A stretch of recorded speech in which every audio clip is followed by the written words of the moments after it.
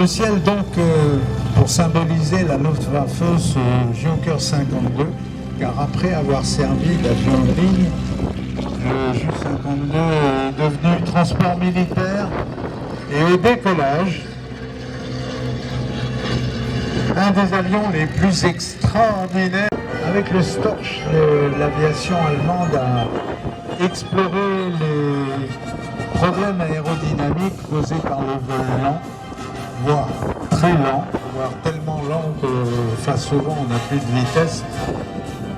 Et puis en matière de structure aéronautique, Messerschmitt est peut-être un des plus grands génies de l'aviation allemande de l'époque, puisque je vous rappelle qu'il avait entre autres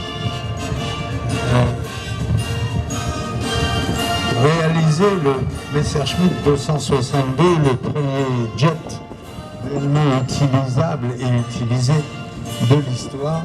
Le Messerschmitt 262, dont un exemplaire vole en Europe actuellement chez Messerschmitt, d'ailleurs au musée Willy Messerschmitt à côté de Munich.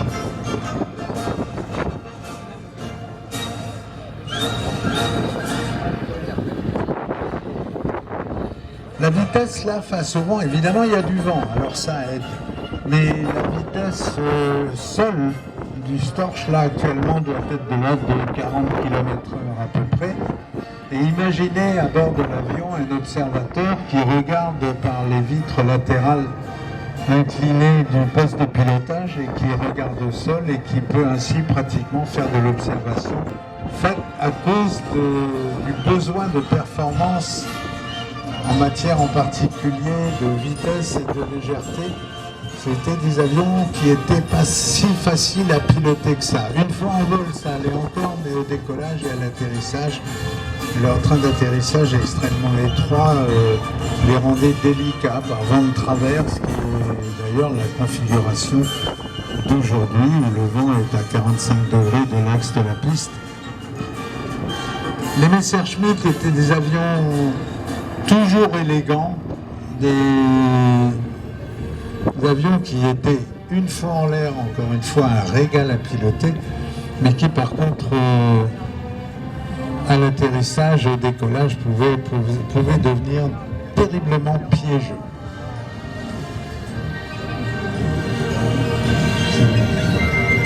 Christophe Bailly est dans le Messerschmitt 108 au-dessus de nous.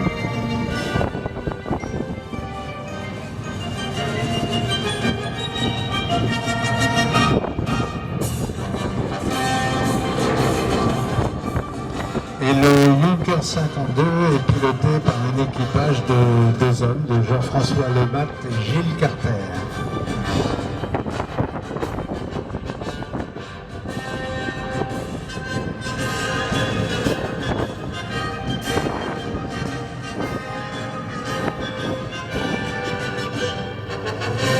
Une priorité dans les yeux du commandement allemand, puisque commandement à la fois politique et militaire, puisqu'on avait compris très très tôt de l'autre côté du Rhin que l'aviation serait sans doute la clé des batailles, des grandes batailles à venir.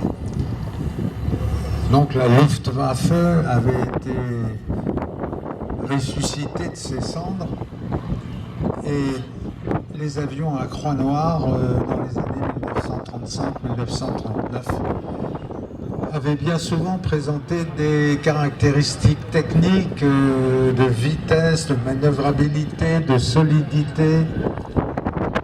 Les Russes, bien sûr, s'étaient précipités sur les travaux scientifiques menés par les ingénieurs et les savants allemands, à tel point que certains ont dit que tous les avions modernes, qu'ils soient, peu importe d'où qu'ils viennent, sont des avions dont l'alphabet de base a été écrit par les ingénieurs allemands dans les années 39 ou 35, 45. À l'atterrissage, le Storch qui arrive donc face au vent avec son grand train d'atterrissage, ses pattes de cigogne qui vont donner l'impression de se replier au moment, voilà, au moment du toucher des roues.